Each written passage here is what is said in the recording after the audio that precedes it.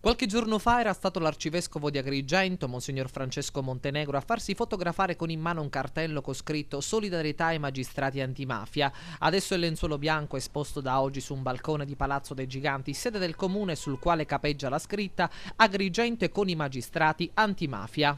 Un modo insomma per testimoniare vicinanza e solidarietà ai PM di Palermo, in primo luogo Nino Di Matteo, pubblico ministero al processo sulla trattativa Stato-mafia, nei confronti del quale il boss Torina, dal carcere dove è rinchiuso, ha lanciato minacce di morte che rasentano l'ordine di ammazzarlo.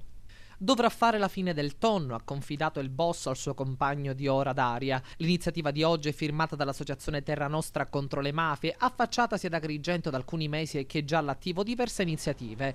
Quella di Agrigento, si legge in una nota, non è un fatto isolato, ma ha già trovato terreno fertile in altri comuni d'Italia per sostenere i magistrati impegnati nei processi di mafia. Abbiamo ritenuto opportuno, continua l'associazione, che anche Agrigento lanciasse un segnale. Il lenzuolo resterà esposto per tutta la durata della sagra del Mandorlo in Fiore, ovvero fino al 16 marzo prossimo. Intanto Terra Nostra assieme al Libero Futuro Agrigento hanno costituito la commissione di garanzia che incontrerà gli imprenditori che chiederanno di sottoscrivere il manifesto del consumo critico anti-racket.